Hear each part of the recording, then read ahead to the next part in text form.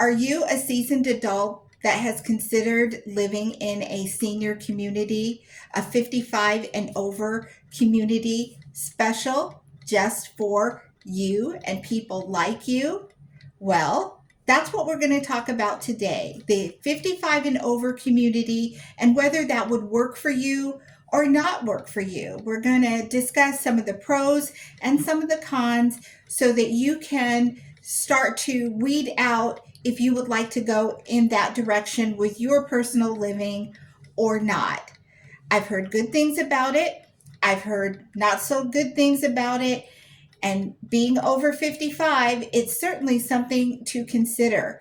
Even if you are, not currently a homeowner and thinking of downsizing, there's a lot of people who have been renters and then they discover they're 56, 57, 60 years old, they're going to move and they see all the amenities that they can get at an over 55 community. And so they consider it, but sometimes there are some things that they don't think about. And once they do it, they may have some regrets. So let's talk about living in a 55 and over community and what that may or may not look like for you. It's a lifestyle that is specific for your age. It's adult centered, so you're not going to find activities for your grandkids there. It's limited and it can be restrictive, although it can be um, there's some flexibility. You can have people over, but you have to remember that if you are a parent or grandparent who's caring for little ones, it could be a little stifling for them and for you based on the rules around the environment that you're living in. So, one of the pros, of course, is that you're surrounded by people that are in your age bracket. That is definitely a plus. Things are lifestyle centered around things people our age would want to be doing. You get a sense of community because a lot of people aren't working, so they're home, they're around. You wouldn't feel isolated as if you were living, on a half an acre in your own house surrounded by no one. So if you like to be isolated, that is something to be considered. It might not be for you. They have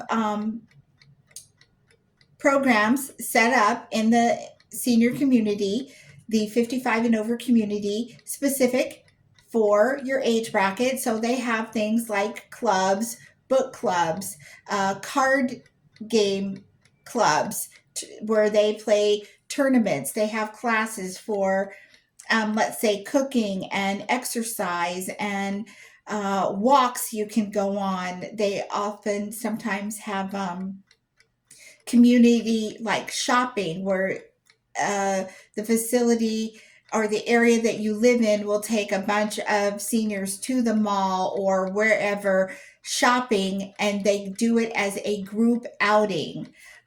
So if you're feeling like you're living in a place and you want to move to another place where you can be included and be more active, it might be something to be considered. Um, Living in a 55 and over community can have less maintenance tied up with it, meaning there's probably already someone to do the gardening and to do the landscaping and clean the pool and clean the hot tub. Where when you live alone, it's an extra expense and it is something that you'll have to handle on your own. So that is something to think about. They The senior living can have amenities in the resident that you're purchasing or that you're renting. Um, but if you're purchasing it, know that they may have things like grab bars in the bathroom. along the walls or in the shower. They may have wider doorways in case, you break an ankle or something and you're going to need a wheelchair in there for a certain amount of time. So it would not be unusual to find those amenities naturally already in the place that you're buying or renting. So those would be modifications that you would not have to pay for yourself separately. So that's a good thing. You might get a sense of security, meaning some neighborhoods, when you're in a neighborhood that's not a 55 and over neighborhood, everyone get a great majority of people, they get up, they leave for work, their houses are empty all day. um, Criminals can kind of know that, scope you out, and there's less eyes watching what's happening in your neighborhood. But in a senior community, a lot of people are home, a lot of people are around. It leaves less opportunity for people who are up to no good to sneak in, because usually there's Gladys Kravitz around looking and watching what's going on, and it's going to be hard with all your neighbors being home for someone to sneak in and do something scandalous, because there's too many eyes watching. So you kind of have a built-in security system. And also, if something were to go wrong and you would need some help, some assistance, there's usually a built-in support system, because there's always someone around that you could summons for some kind of help. So that's a good thing, and I would put that under the pro category. Um, when you live in a senior community, the units are often smaller than what you would find in a standard house. So if you're coming from a large house and it's not in a senior community, you have large living rooms, large bedrooms, you're using a lot more utilities. So when you go to a senior community, you might find that you're paying less on utility bills because you have downsized and you're in a smaller unit, you're in a smaller place. And if you share walls in the senior community, whereas an individual house you might not, you're also sharing heat on both sides or air conditioning on both sides. So your utility bills might go down if you're living in a senior community. So that's a good thing, something to be considered. In a senior community, you're going to find that it's not as diverse, that lots of people are going to be your age. So if you are a person who has a lot of friends that are younger than you, that may stifle you a little bit. Or if you keep your grandkids all the time, that sort of thing, that could be kind of a ouch point. But if you don't want to be surrounded by young people, this could be the thing for you. One of the cons might be HOA fees. A lot of senior communities have HOA fees, and the HOA fees can be expensive and they're not stable. They can go up. That's something to be thought about. Also, senior community homes can sell at a premium price because they're specialized.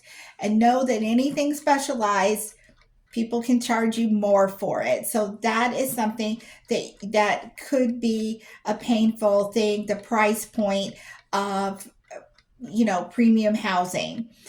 You wouldn't have to pay for the modifications yourself, but you might be limited also to what you could do. Could you paint your unit? Could you paint your door? Could you do this or that? It might be a restriction of the HOA. So that is something you want to think about. They also may restrict the number of guests that you can have. That's something that, if you're a big partier and you like to have large family group gatherings, everyone over for Sunday dinner, 25 people, it might be an issue with the HOA, parking, all of that sort of stuff. One of the cons might be if you try to sell. If you try to sell, know that you may be you're limiting your number of buyers because only people who are interested in 55 and up can purchase that property. You can't just sell it to a new couple in their 30s starting out. So you're reducing your buyer um, availability by being restricted by age. So consider that if you want to sell, it may take you a little longer to sell based on the type of property that it is.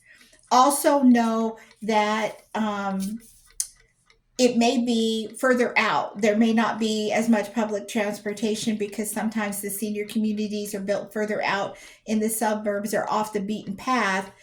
They're a little more isolated and exclusive, but it may make it a little harder for you to get around. So, with that said, I would say if you are thinking about living in a 55 and over community, if you know someone who lives in one, talk to them, find out what the pros and cons are. And if you don't live in one, tour a couple. Tour a couple of those facilities and talk with some of the tenants that live there. Ask them, now that they've lived there a while, what do they think about it? What do they think about their decision for moving there, so that you can have an educated guess about what it might be like for you if you decide to take that leap. So I hope this has been helpful to iron some things out that you could think about before making the leap into a 55 and over community. Share this video with your friends and maybe you'll move into one together. But let me know your thoughts and comments below. If you live in one, please put some things that I may have forgotten down below so that we can all see and make a good educated guess on whether this is going to be the right type of lifestyle for us or not. Thank you so much. I'll see you next time right here on Senior and Living Today. Take care.